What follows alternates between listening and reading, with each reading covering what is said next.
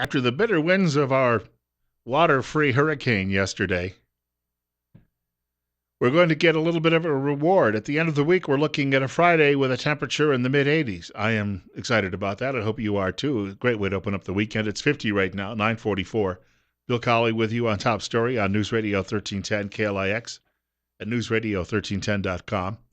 That summer heat is right around the corner. We'll get a taste of it in a couple of days here. Whether you need repairs right away or you would just like to avoid problems in the future, call the professionals at Ramsey Heating and Electric. Make sure the job is done right the first time and set yourself up for a great summer. See them at 2600 Overland Avenue in Burley or give them a telephone call. The number is 678-0459. That's Ramsey Heating and Electric. They sell warm winters and cool summers.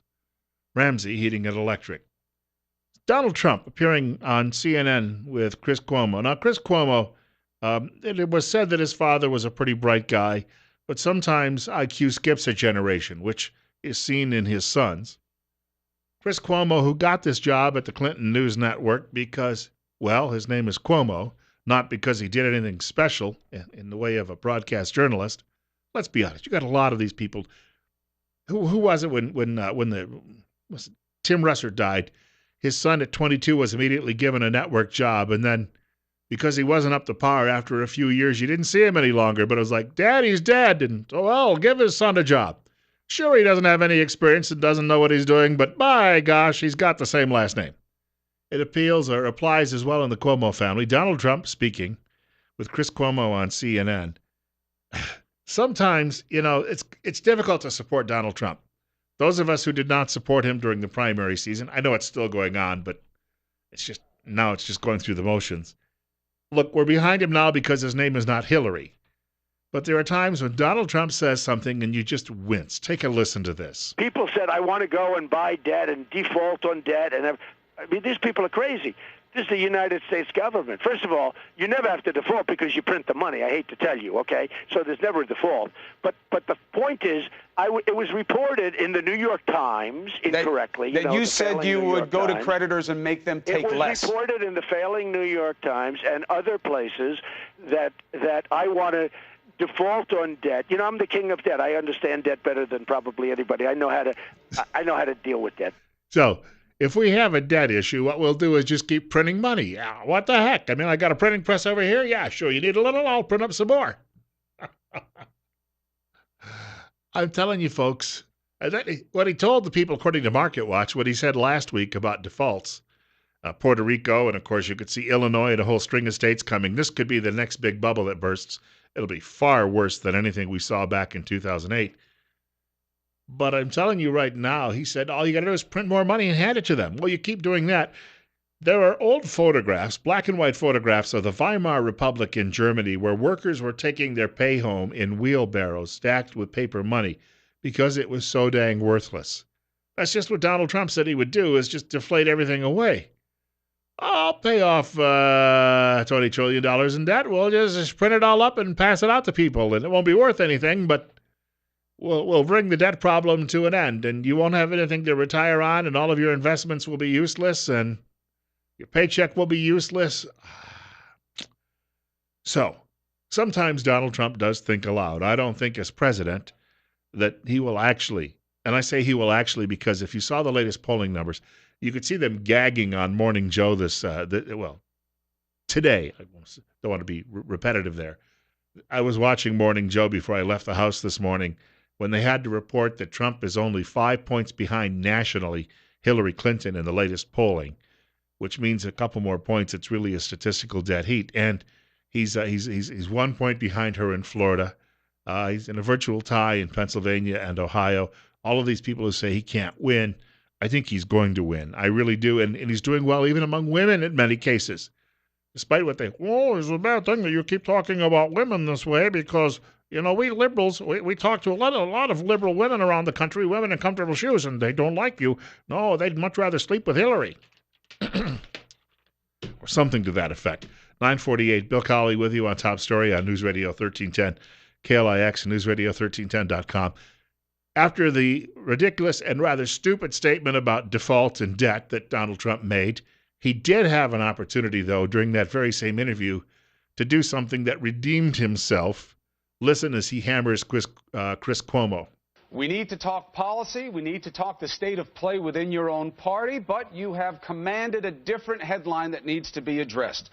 You are attacking Hillary Clinton for the sexual past and indiscretions of her husband, calling her an enabler. We have a panel of independent voters. They are smart as heck, and most of them don't like it. They see it as a distraction. They see it as hypocritical coming from you, and mostly they see it as potential proof that you may have no real ideas to offer as president.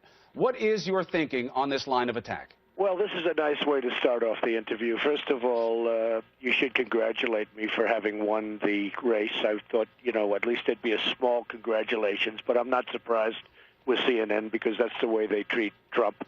It's they call it the Clinton Network, and I believe that. Let's wait. Hold on, Mr. Trump. I did congratulate you the last time we spoke. I said congratulations on winning the big race. Thank you What very are you much. going to do going forward? Well felt. But you made the no. Hold on. Let's get this off on the right foot. I'm trying to address what you're putting out as the headline. With a question. We haven't spoken. Last week, toward the end, I was essentially the nominee of the party. And you start off with this question, which is not surprising because Mr. Trump, I understand CNN perhaps a lot better than you do. Okay. Let's. You know what? You're right. Sometimes it's good to restart. Here's the restart. You are going to be your party's nominee by all accounts. You're going to carry the standard for this party. You have said that once you get into the general, people will see what you have to offer.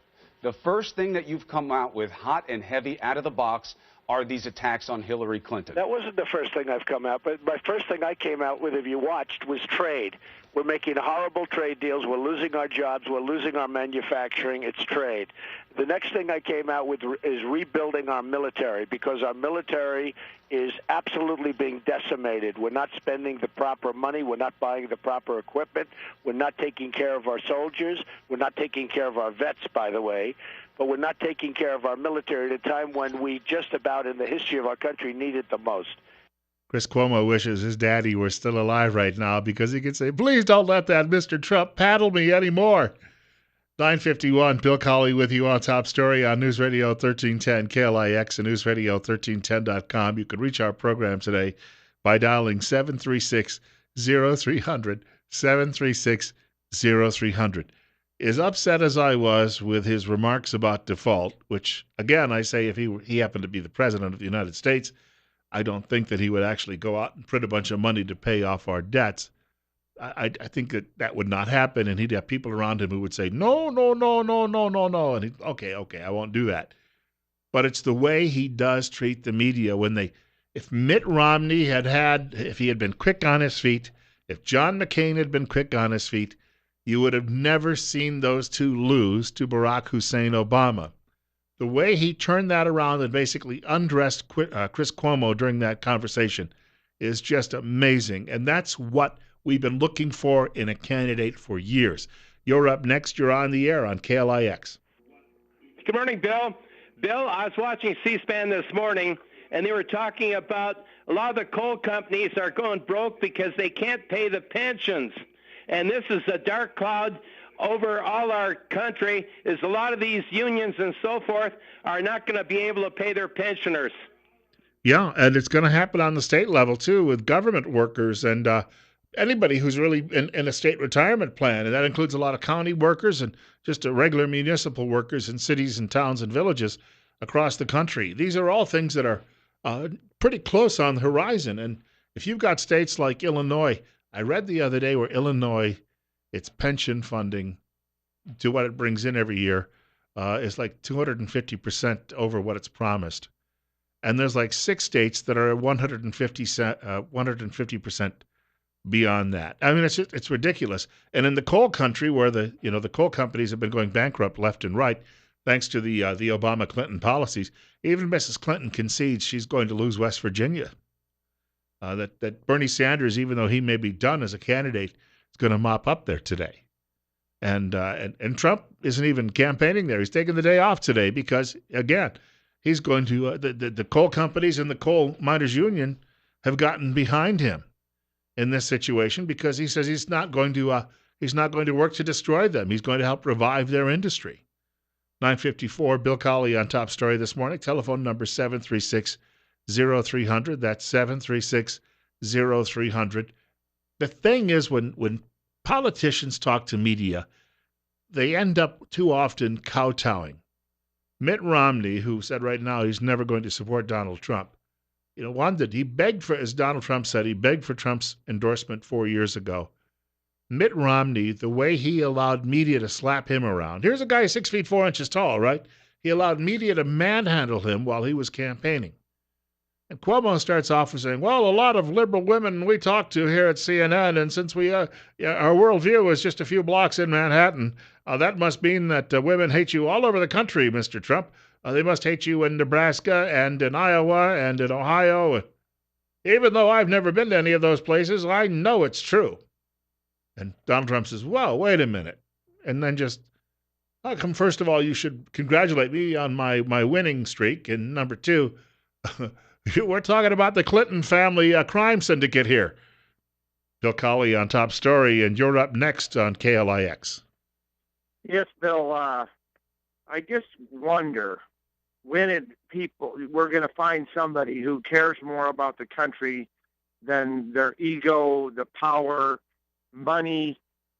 It's such mental illness that you say to yourself, is there anybody that cares? Hell, every day I wake up and I think about, well, if I don't have a safe country and an economy, then I can't support my family and I can't protect my family. And then so the first thing I will think about is the fact that we have to have a country that's strong in all ways.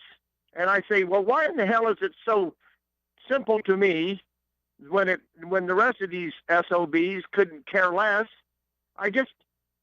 We are just grasping at straws for somebody that can actually care.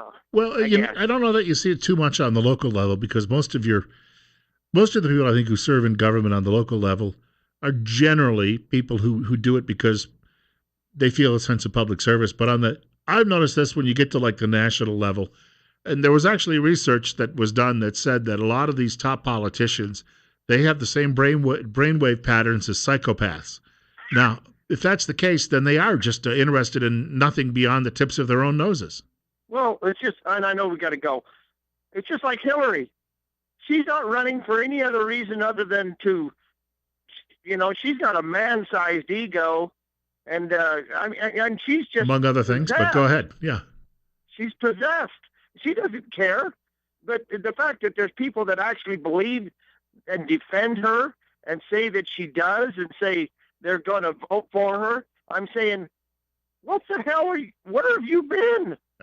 I just don't know. It's insanity. Thanks, Bill. Thank you. Now, if Governor McCrory in North Carolina, if he holds the line and he doesn't buckle, and unfortunately, we've seen governors buckle in, Indiana and various states over the course of the last 12 months when it comes to these issues.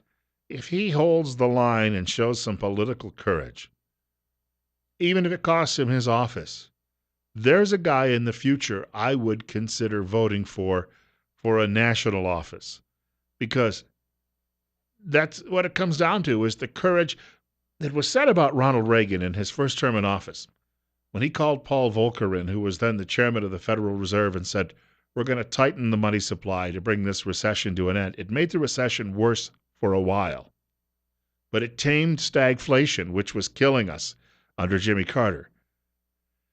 Now, Reagan didn't know that the economy would improve by November 1984. He was rolling the dice. He could have ended up a one-term president, but he was willing to do it, to turn around the U.S. economy, put it on a good footing. And he didn't know if that would happen in 1982 or 83 or 84 or 85 or 86. Luckily for him, it came about in 1983. Unemployment started to drop from double digits, and he got us back on the right direction, and he won a second term. But he didn't know that. He didn't know that. He was willing to risk it all in order to help the American people out of what was the worst at that time decline since the Great Depression. You wouldn't see that today. They're all playing for that next election. Bill Colley with you on Top Story on News Radio 1310, KLIX, and NewsRadio1310.com. God willing, if the creek don't rise, they'll allow me to come back and do this all over again tomorrow morning. Between 8 and 10 o'clock, Rush Limbaugh will follow the news in just a few minutes from Fox, right here on KLIX.